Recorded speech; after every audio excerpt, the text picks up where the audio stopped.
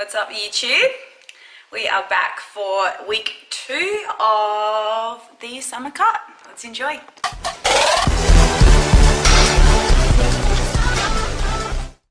Hi YouTube, we are back for week 2 of Project Summer Body. So today I am actually out of gym clothes for a change. So I got some new clothes from Misguided. I have got Freddy's and boots on, and I am heading to watch some clients compete in a show coming up today. So I've got a couple of girls in bikini in the IBA. We had IFBB last weekend. So what I have done, as I know today is going to be flat out, is I've pre-done a bit of meal prep. I'm not a massive meal prepper, but I just kind of want to show you what I do in terms of my meal prep. And yeah, let's go. Let's take it through the fridge. So I will generally cook off a lot of chicken breast because me and my partner tend to go through that quite quickly. Now coming into the fridge, you can see a lot of his food. Yes, that is not mine. But I will tend to cook off a few meals. There's one of them. I'll grab another one out to show you. Okay, so in the first one here, we have some chicken, salad, white potato. I use mustard and sugar-free barbecue sauce as a dressing on a lot of my foods. And then I've got these turkey burgers that I got from Coles that are gluten-free. They're amazing. And they're super tasty. I just chop them up as a salad. In this one, this is defrosting, so it doesn't look that nice, but I've made up a few of these. It's chicken, stir-fried vegetables, cashew nut. And I'll probably add some rice to that. I tend to prefer the rice fresh than frozen. Pop those back in the fridge. So they are super handy. I tend to only keep out like 3 or 4 meals because otherwise they will go off. I tend to put everything else in the freezer. So down the bottom, as you can see, I tend to write off what's inside of them. So there is a lot of meals through there. These ones are pretty straightforward. I think they are chicken, burgers, chopped up green beans and pumpkin. I tend to add a lot of my carbs after I've done my meal prep because if say for example I'm doing like carb cycling and I'm doing low and high days, it's much easier to just have the protein and the veg pre-prepared, and then I can either add fats or add carbs and kind of just adjust it that way. I find that a lot easier in terms of prep. So in terms of carb sources, generally it will be fruit. Sometimes it will be rice. I am obsessed with these. These Uncle Ben's have per 100 grams only 30 grams of carbs, so they are awesome. I like the Mexican one and their savory chicken one. They don't tend to have a lot of crap in them as well. Now our pantry is a mess, so as you can see, we have a lot of shit in here, but tends to be my carb sources will be down here. Just quick oats, macro snacks, protein muesli, gluten-free pasta, that is gluten-free Special K. Then I'll have my rice, and then I love these rice cakes, the Tasty Cheese ones, as a snack. They are awesome.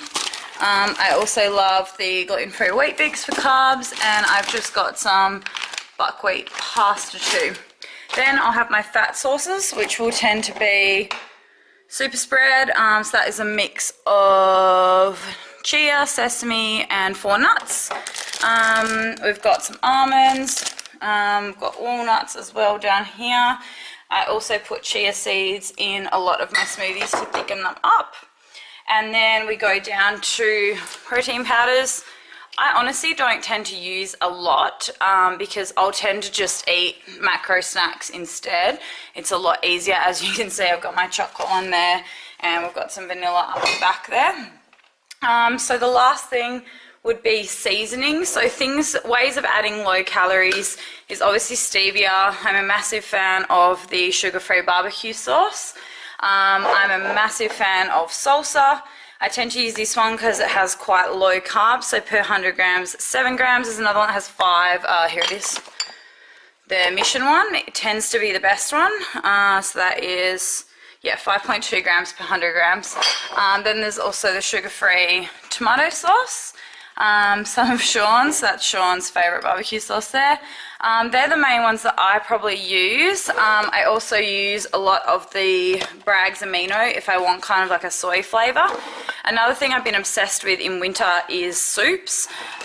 These ones tend to be quite low calorie, so if I can't be bothered prepping, I will tend to have those. I'll usually throw in some extra chicken or have some bread on the side if I need some more carbs.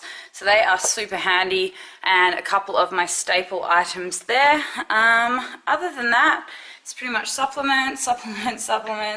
But my general day-to-day ones I actually have in this little box over here.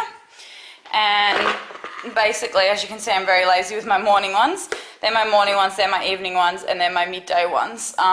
They're pretty straightforward at the moment in terms of sups. I'm not using a lot. So we've got fish oil in the morning. I have one of those is a B vitamin.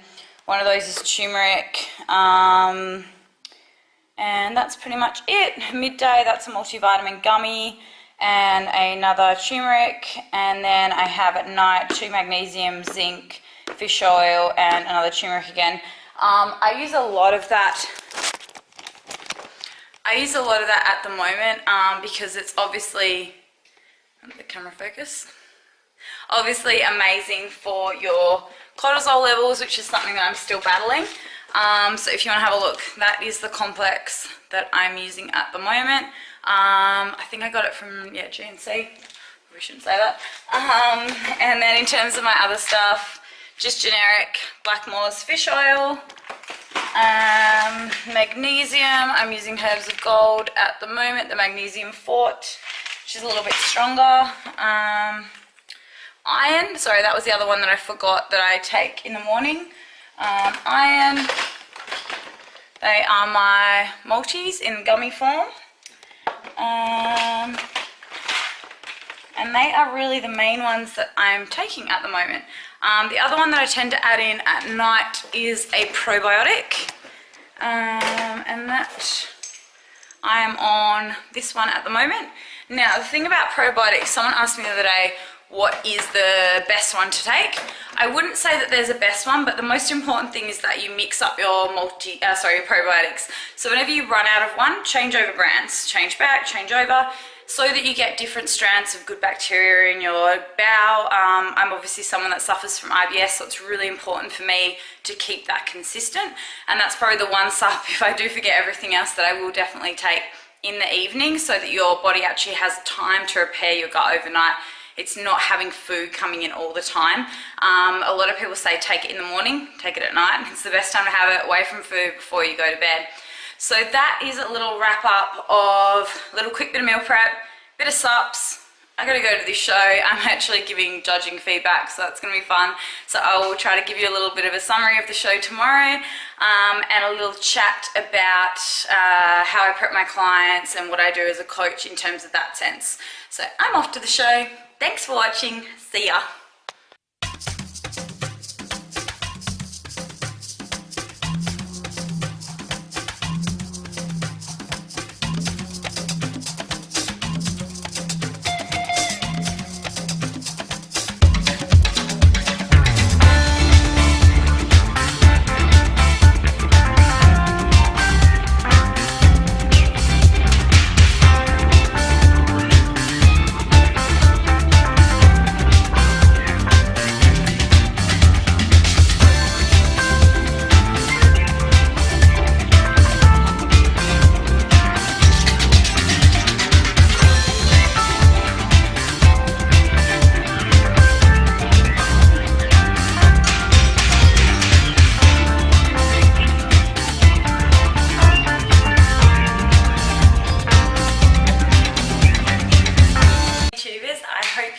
That little bit of footage from the IMBA show that I went to on the weekend with my clients. And what I'm going to be doing is following up on a bit of a Facebook and Instagram post I did the other day about fruit. So, a big question that everyone asks, is fruit evil? Fruit is not the devil. So another big question that people ask about fruit is in terms of insulin response. So what I want to say to this is, it's a very broad question, but we're just going to touch on it. I am no expert in terms of insulin, but a lot of clients I've had people with diabetes before and with insulin resistance issues ask whether they're able to eat fruit. They've often been advised in the past not to eat fruit because of its high insulin response.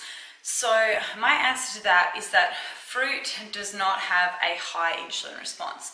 It does have an insulin response, of course, because it has carbohydrates in it, and actually every single food, protein causes an insulin response. It just depends to what degree that's actually occurring, whether or not that's going to be an issue for someone with blood glucose levels and insulin issues in their body. So what I tend to say to people that do have issues with that is choose fruits that have a lower glycemic index. So, or low GI, as you'll see on certain foods, it'll be labeled that way. So what I mean by that is every type of food out there has a GI listed for them. You can go and Google the GI of whatever fruit and it will come up.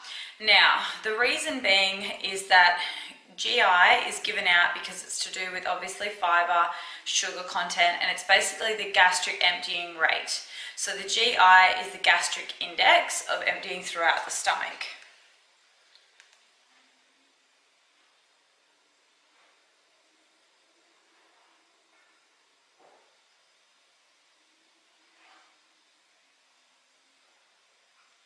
So in terms of actual definition, because I don't want to get this wrong, GI is a number associated with a particular type of food that indicates the food's effect on the person's blood sugar, blood glucose, or blood sugar level.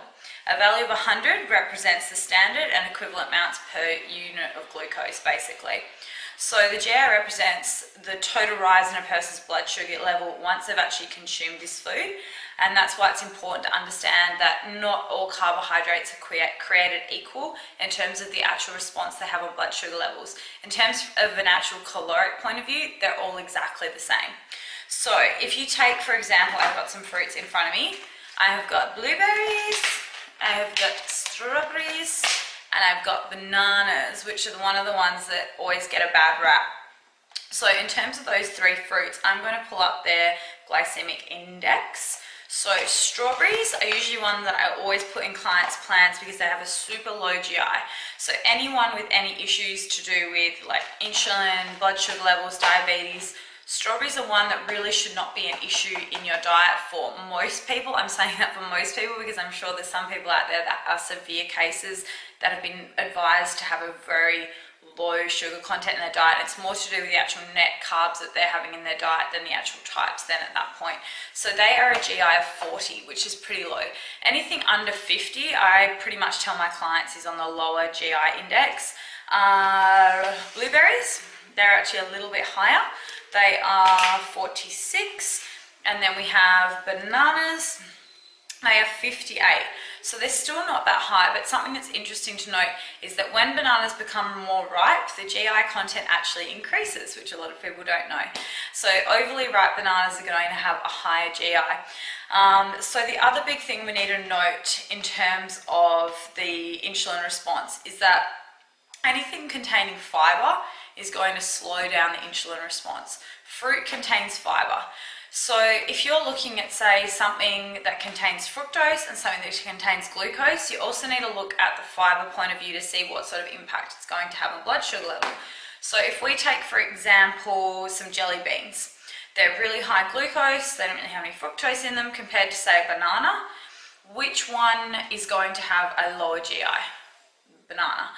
Anything that is high glucose, so jelly beans are pretty much 99% glucose, and they're going to have about a 99 GI because they've got minimal fiber, they're almost 100% sugar.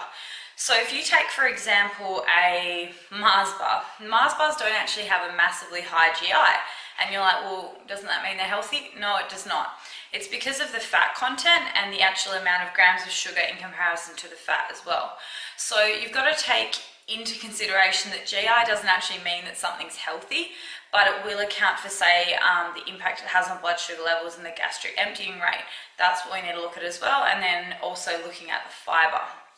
So if you are someone that is scared of eating fruit, don't be fearful of it, because honestly it's much of a better choice to have than say something more glucose based if it's low in fiber.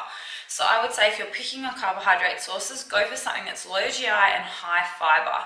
They are going to be the most filling, they're going to keep you the most energized because they're not going to have such a big impact on your blood sugar levels.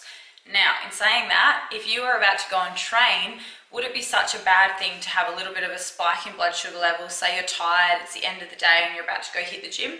Probably not. This is why I tend to put bananas as like a pre-workout for my clients, because they're a little bit higher GI, and then sometimes I'll throw in some honey with that as well for that real glucose spike. And same with post-workout as well. When you've trained, it's not as much of an issue because obviously you're wanting to get back into that muscle glycogen and replenish. So if you are someone that is fearing fruit, think about what different types of fruit you're actually consuming, what their fiber type is, what their glycemic index is. And then if you're really unsure and you've been, say, advised by a medical practitioner to not eat fruit, then obviously listen to their advice. I don't know your actual individual situation. Make sure you check with them or check with anyone else if you're really not sure. But if you're really concerned about your blood sugar levels, I would go get them checked. That's a really important thing to do via blood test, fasted in the morning. Go and check it out. But if not, if you're a healthy person, do not fear fruit. I eat fruit even when I'm dieting. This is probably my go-to fruit when I'm dieting because it's super low calorie, high fiber, and low carb. So it is perfect. You can literally eat like a punnet of these is, I don't know, a couple hundred calories. It's nothing. So don't fear fruit. Enjoy it. I hope you enjoyed this little vlog. At the moment in my prep, so I dropped down about 1 kilo this week. I have been having strawberries every single day. I have them as part of like a pre-workout meal because it's just lower calories than banana for me at the moment on my low carb days. And then on a high carb day, I'll tend to throw in a couple of these bad boys. I hope you enjoyed that video, and please comment if you have any questions, pop them below, and I hope you're enjoying this little series, and see ya.